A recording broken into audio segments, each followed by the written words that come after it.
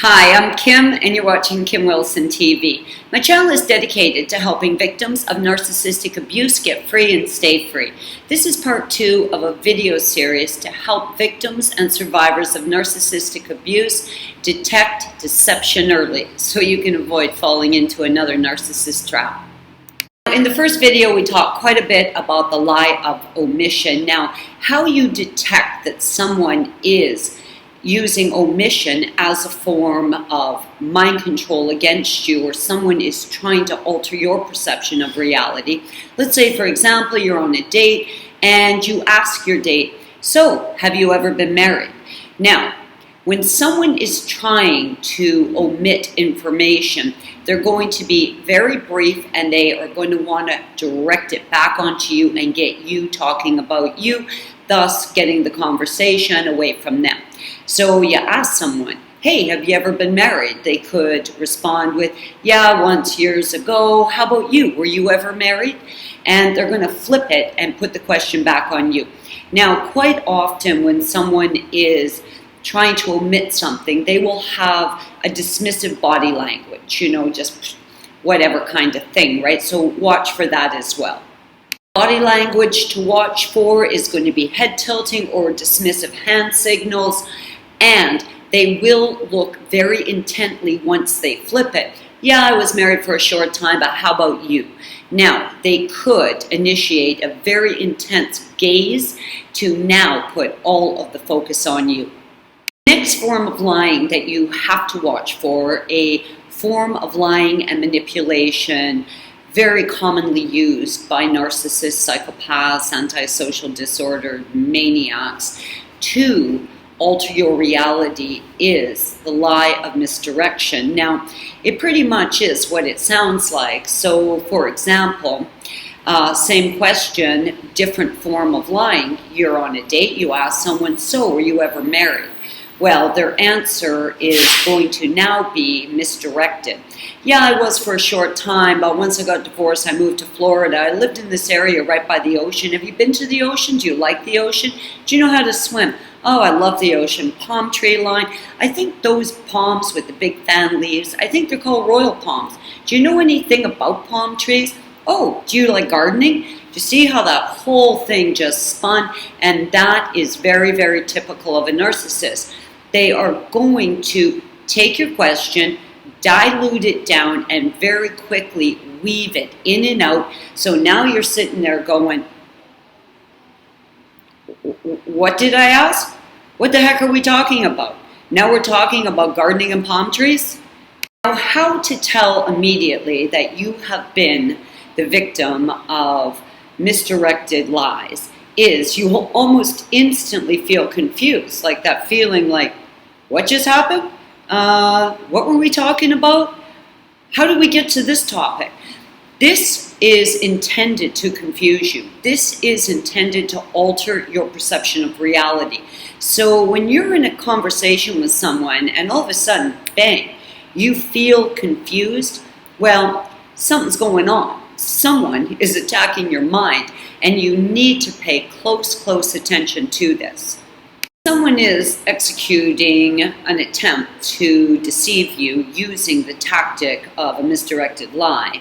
You're often going to see a shift in body language, head tilting, kind of slumping. Quite often when someone is lying, and these are markers, clearly defined. You can go to any special ops, military information websites, CIA, FBI.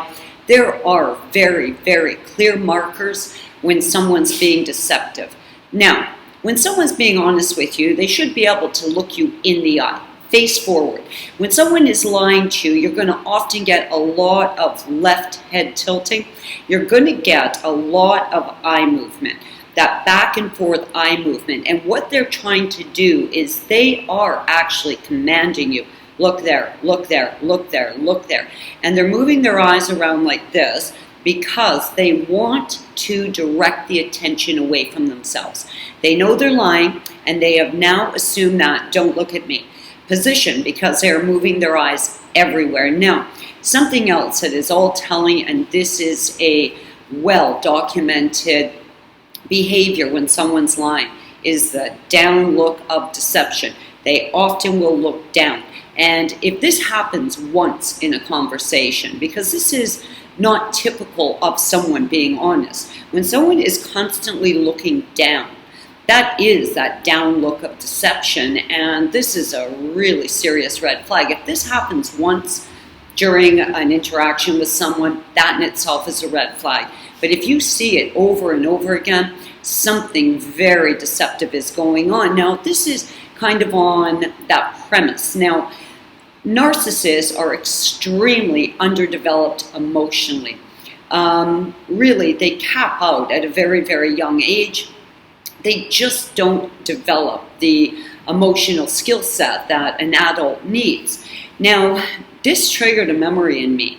When my son Lee was little, and I mean he was really little, I would put him to bed at night, I would sing him a song, I'd read him a story, and he used to play this little game with me. He would close his eyes and he would say, "Try to find me, Mommy." And I would feel around the bed, and then I'd grab him and I'd say, "I found you, Lee." And he would open his eyes and say, "I'm here, Mommy."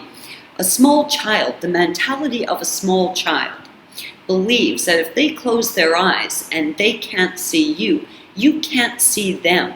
And that's what a deceptive person is doing. They do the down look of deception, and they think that they can't see you, so you can't see them. And when they are in the midst of a lie, they don't want you looking at them. Now, if they're right in front of you, they can't get away. So that is a telltale sign, the down look of deception. Please keep your eyes open for that one, because that is a sure hit every time.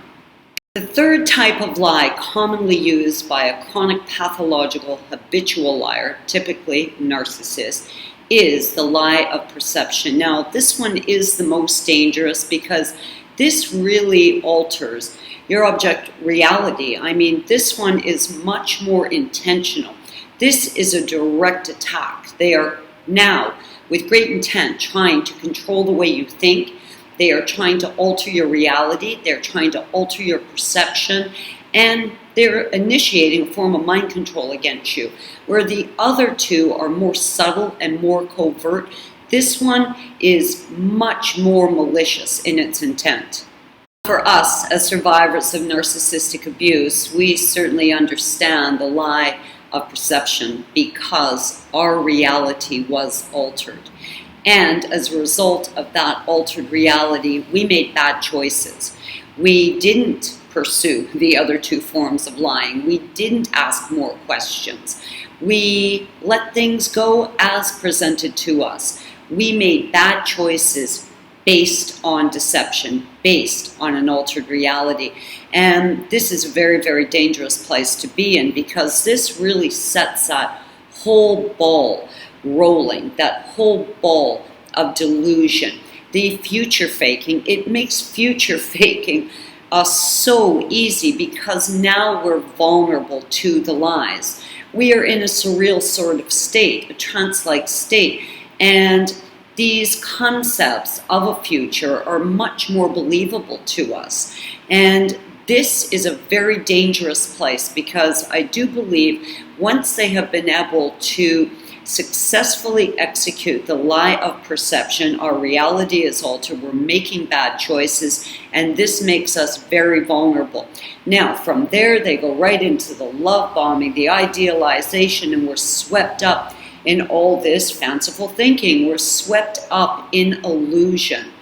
And of course, once we're there, once we're up on that pedestal of, having someone truly value you, someone idealizing you, you believing you've met your soulmate. In addition to that, they're a victim, so they're vulnerable and a non-threat. I mean, this is a really dangerous place to be. And it's from this point that everything else becomes possible. Years and years of horrible devaluation, gaslighting, triangulating you, putting you on eggshells that you just never seem to be able to get off of. It starts to break down your sense of self, your sense of self-value and self-worth. It somehow eliminates the possibility of creating boundaries for yourself. It is these initial lies that make all of the abuse possible.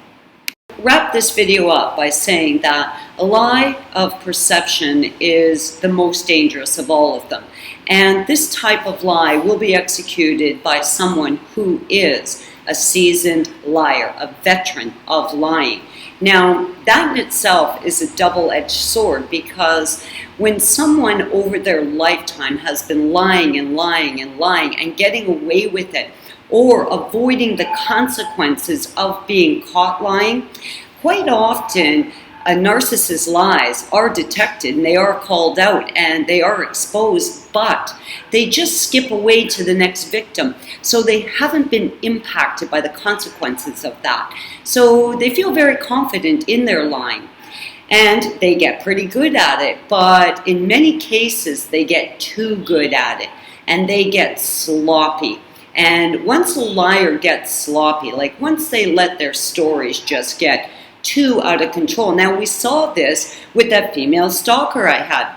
She started out lying, but the lies kept getting bigger and more grandiose and weirder until she was making statements like, I was wanted by police for armed robbery with a sawed-off shotgun, right? I mean, it just gets bigger and crazier and weirder. Why? Because they've been doing it for a long time. They feel quite confident in their lying. They've never been held accountable for their lies. They've never suffered the consequences of their deception.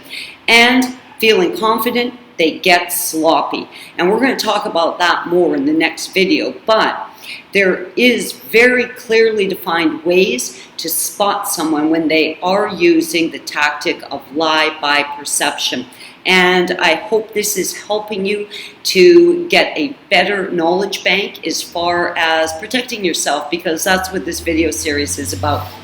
I'm Kim. You're watching Kim Wilson TV. I'll see you guys in the next video, and I hope you're having a great narc-free day.